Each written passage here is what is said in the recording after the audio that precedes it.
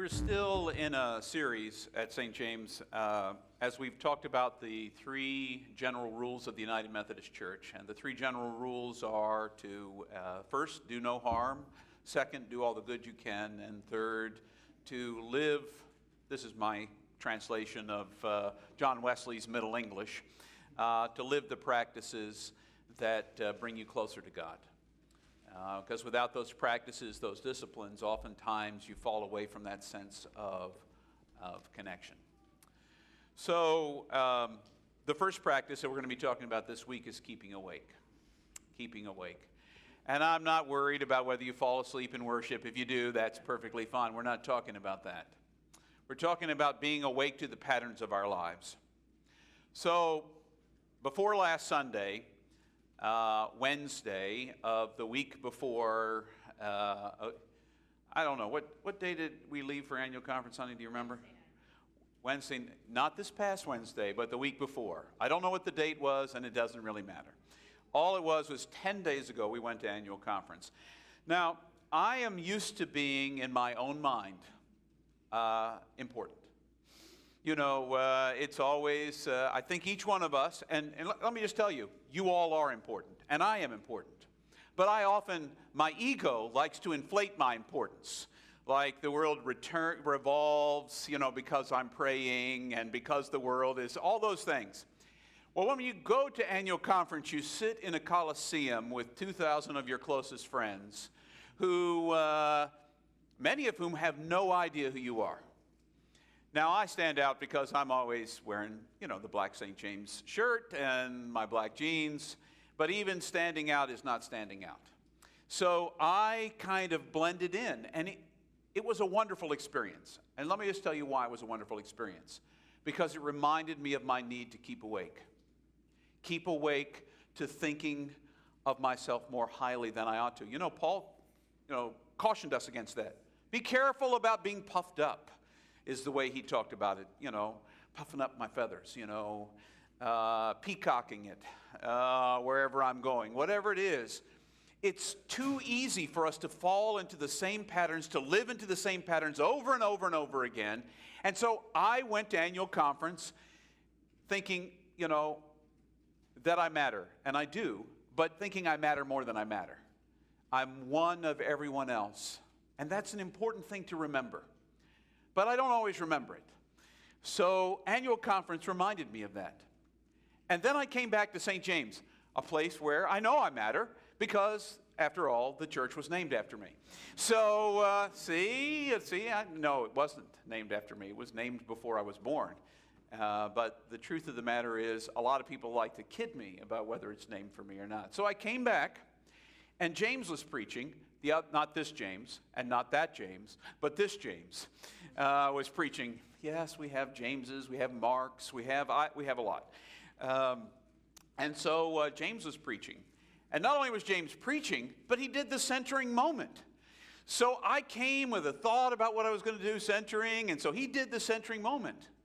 And then he did the preaching. And I'm like, I'm not even sure I'm really all that important at St. James anymore. You know, it was a waking.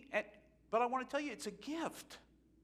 It's a gift to be able to look at your patterns in life, of thinking yourself, of your ego being inflated, of thinking of the importance of your life as perhaps greater than it is, forgetting that you're a part of the whole bigger picture of what God's doing in the universe. And when you forget that, you can't live in the flow of God's love. You can't.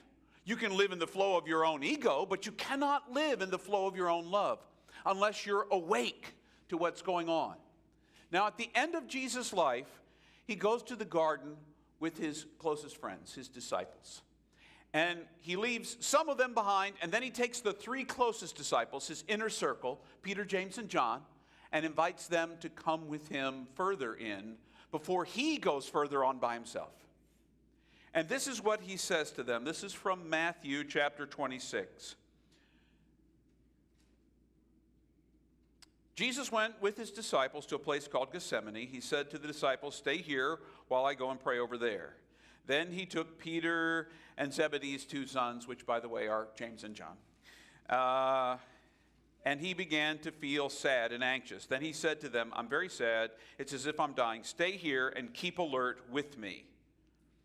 Then he went a short distance farther and fell on his face and prayed, My Father, if it's possible, take this cup of suffering away from me. However, not what I want, but what you want.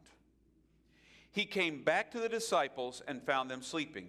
He said to Peter, couldn't you stay alert 1 hour with me? Stay alert and pray so that you won't give in to temptation. The spirit is eager, but the flesh is weak. He goes off and prays again and then again. Each time he comes back, the disciples aren't awake. Now, first of all, I want you to notice something about what Jesus reveals about himself. You know, we always think he's the strong man. He's the dude who knows exactly what to say, exactly when to say it, and who to say it to.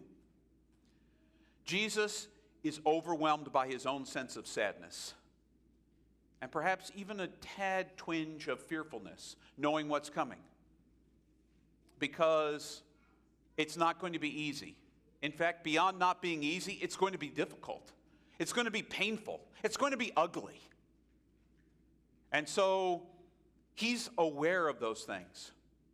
He's aware of those things, and he is prepared to give them to God. But if you're not aware, if you're not awake enough to know what's going on inside yourself, you can't hand it over to God. If you think everything's honky-dory, if you convince yourself that everything's fine instead of it's not being fine, or if you convince yourself everything's bad when everything is fine, then you're not awake enough to be able to give your concerns to God. I woke up somewhere after the clergy session because, on Thursday morning, they split us up. Pastors go in one room, and laity go into another room. I don't know what the laity do because I haven't been one of those in a long time. So they probably have a little party and say, those crack-headed, make fun of the clergy. What kind of crack-headed clergy do we have at our churches? What can we do to get rid of those guys and gals? Probably the gals aren't crack-headed, it's only us guys. But I don't know, because I'm not in there. I don't get to hear it. I sit with the clergy where we make important decisions about whether or not people will be admitted to become clergy and whether or not we'll have to. This was a wonderful year because there was no conversations about people who had to be brought up on charges and have their orders removed. It's always an exciting adventure when that's part of the clergy session, and that's one of the things we do. This year it was all, I want to say super positive. I remember annual conference felt good. It felt really, really good. But then we go into the large room with everybody else, and once again, that being awakened to who I am. I am one of God's precious children. There will never be another one like me, nor has there ever been in the 14.6 billion years of the universe. I'm the only one. And that's true for every one of you as well. Since the beginning, there's only one of you. You are a unique expression of God's goodness, just the way you are. God painted God's image on you. But you need to understand, it's not a generic image. You are not a cookie cutter of God. I think you know that. I told you one of my important practices every morning, get up in the morning, look in the mirror. I am, there is a God. I'm not him or her or it. I'm me. But in some way, I'm not other than God either because I'm a unique expression of God, just like every bit of grass out in the front yard is. Every molecule, every quark, every galaxy, everything is a unique expression of this God in the universe. But you have to remember the balance of that, which is one of the challenges, I think, for our lives, is staying awake to who you really are. Not all the descriptions people place on you, James, pastor of St. James. James, worship leader at St. James. James, brilliant business leader. Whatever Jameses there are in the world, we all have to be awake to those descriptors because they're just words. In the end, I am God's beloved. You are God's beloved. I am. When someone recently made the mistake of one of those days when I was in that kind of philosophical mode. They asked me, "So James, so who are you?" "I'm James." "What do you do?" "I am." Now wait a second, hold on. "What do you do?" "I am." Because I refuse to be described as, I do pastoring, I do fathering, I do husbanding, I do grass cutting, I do all of those things. Those are doings. They are not descriptors of who I am. They're descriptors of what I do. I'm United Methodist, I'm a pastor, all those kinds of descriptors are simply descriptors. In the end, I am. And every single one of you are. I am. It will really end your cocktail conversation quickly if you're at a cocktail conversation. So, because that's the first question we ask. Have you ever thought about it? The first question you ask. So what do you do? Who are you? What do you do? I am. Okay, that's weird. I'm going somewhere else. I'm going to go talk to somebody who at least knows the social conventions about how we ask things and how we answer them. But in the end, we're not about social conventions. We're about being the beloved of God. How are you going to be the beloved of God if you spend all of your life describing yourself as ugly, sinner, stupid, whack job, crackhead, any of those kinds of things? Those are not descriptors of who you are. They might be descriptors of some of the things you've done and about things that you have felt bad about doing in your life. But those don't describe who you are. You are the image of God. I am the image of God. And the only way we're going to be aware and be in that flow of God's eternal love, any of us, is if we wake up. Jesus is aware of how he's feeling, and he's going to pray about it, to lay it before God. But he doesn't want to be by himself. So he says to his disciples, keep awake. This one says alert. Alert and awake are kind of the same thing. Don't fall into your old patterns. Don't take a nap now. This isn't an endurance test, but it is. Can you be awake enough to know what's going on inside of you?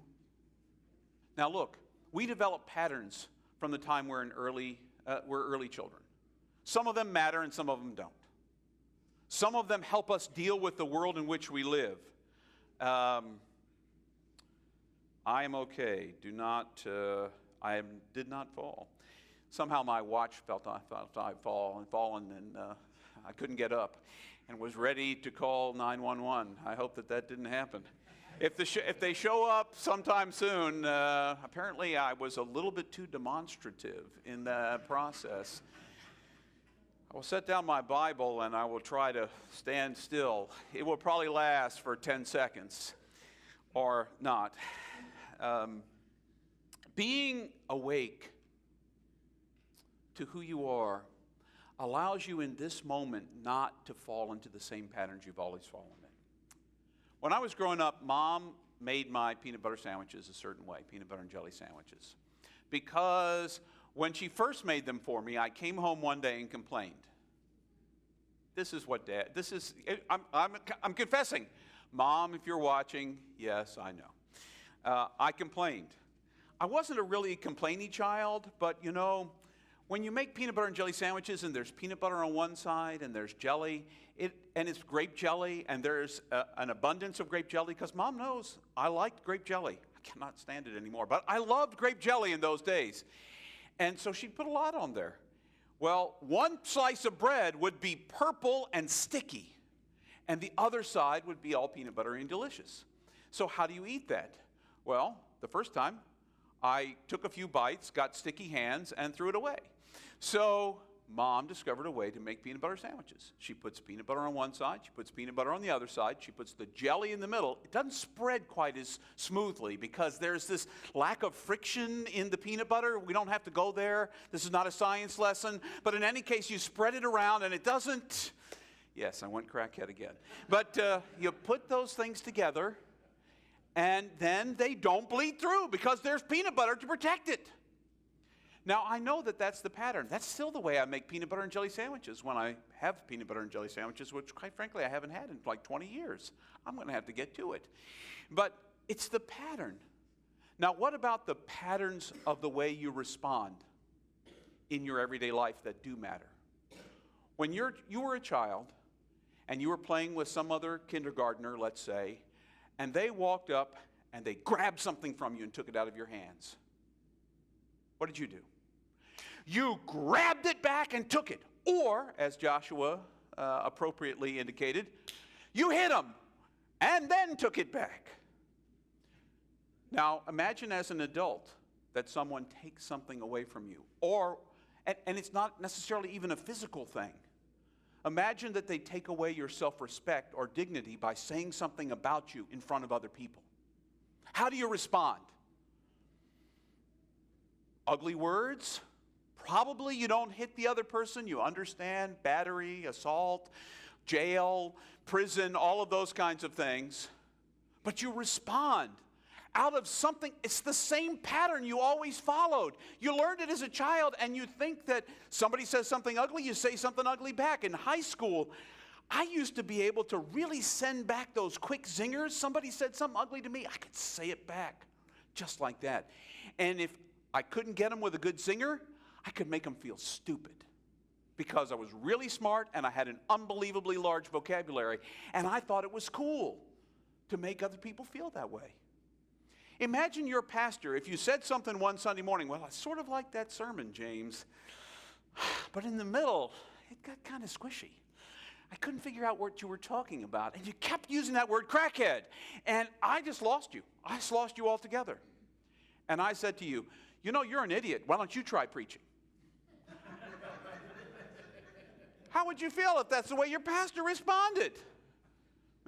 That's not a church I'm going to hang out in anymore. That is not a church I'm going to hang out anymore. Try it after worship. You will find I will not respond that way. Let's hope. If it's really, really bad and you push enough of my buttons after a while, I might say something I shouldn't say. Because I'm human and I'm alive. But we learn to catch the pattern as it comes up. We learn to catch the pattern as it comes up, and then we don't have to act on it. We don't have to do the thing we've always done.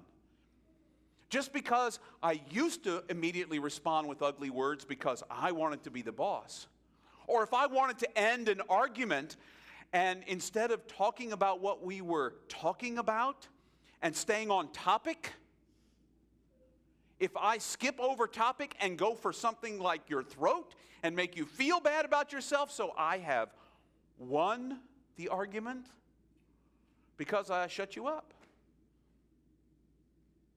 That's not win. First of all, nobody wins any argument. There is no winner. It's like a dance. How do you win a dance? You don't. You just dance. If you've ever danced before, you dance with somebody, and some people might say that you dance better than they do, or blah, blah, blah. Who cares what they say? How do they even know? Did they make up the rules for dancing? Yes, they probably did. Did you have a good time? Did you enjoy dancing with the partner you were dancing with? Did you have a good moment? Was there a sense of connection? Then you won the dance. You both won the dance. And everyone around you saw the joy, and they won the dance too, even if they weren't dancing. It's about being awake to the things that rise up in you. The moment when you feel someone has stepped on your thing. Poor James had no idea that he got up and he said, James, I want you to have this Sunday, you have to do communion because that's your job. But I want you to have this Sunday off. But I thought that I got to do this entering moment, and I didn't get to do this entering moment. He was giving me time off, and I was, inside of me, something was rising up. I could feel it. It was like, this is such a wonderful gift. James gave me a wonderful gift, the opportunity to see in myself my own fallacies, my own ego, my own puffed upness. We all have it. But if we're going to live into this flow of God's love, we have to be able to recognize when it comes up. recognize it for what it is and let it go. And let it go. That's really a part of what it means to have a contemplative life, to have a life related to God, to be in the flow of love. When someone gives you a gift and it's not the gift you expected, receive it as a gift anyway. And that gift might be an ugly word. Do you have to say the ugly word back? Or can you be strong enough in yourself to recognize this person must be having a bad day?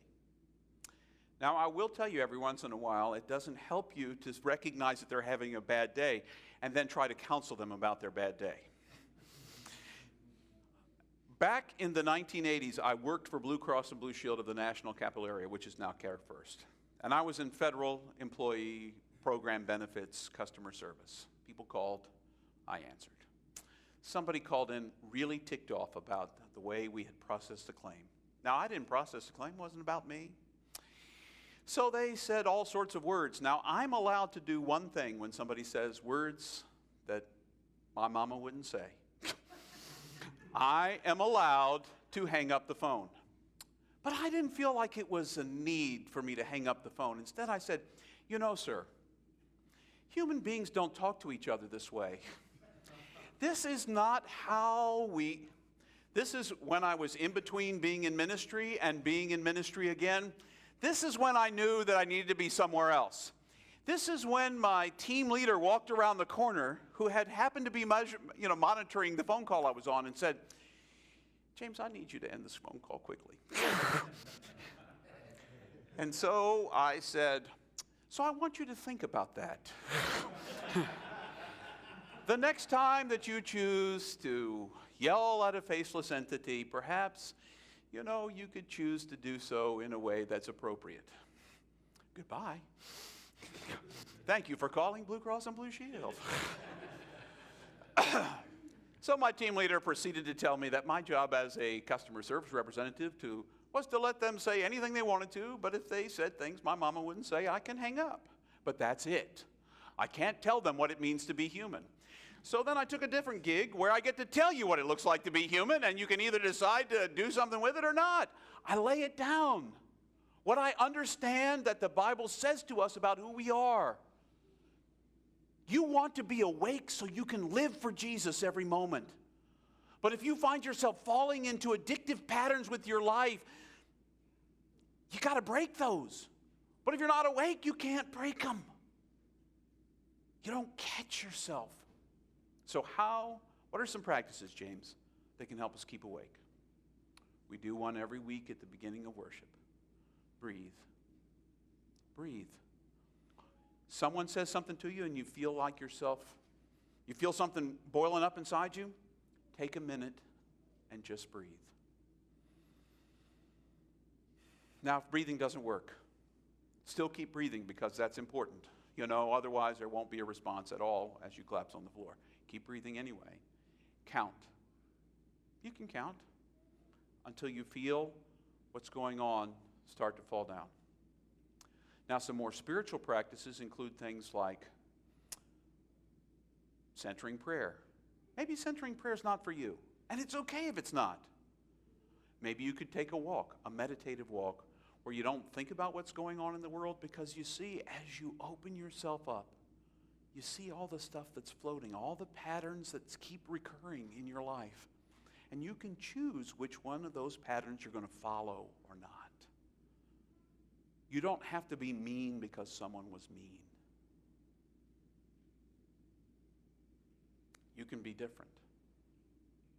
It takes courage to be awake. Because some of the stuff that rises up in us, everybody else has told us is ugly. Let me tell you one more thing that I have learned. You are not your thoughts or your feelings. They're not you. They're your thoughts and feelings. You can let them go. You can let them go. That doesn't mean you're an evil person because you had that thought, or because you had that feeling. If you say it, might cross that line. If you act it out, might cross that line. But if you let it go, if you're aware of it, So learn to watch yourself. The more you watch yourself, the more you're aware. The more you're aware, the more you can live like Jesus would have you to. Jesus was aware of where he was as he was in the garden. He was aware of where he was inside. And he knew the only way to deal with it was to let it go as he prayed to God. Take this cup away from me. So, pay attention. Keep awake. It's hard work. If anybody told you discipleship in Jesus was going to be some easy dance that you walked down the aisle, said yes, and then it was all going to be good, well, it's all going to be good, but it's all going to be challenging too. That's what keeping awake is about. So that you can love God more. You can be in the flow of God's love more.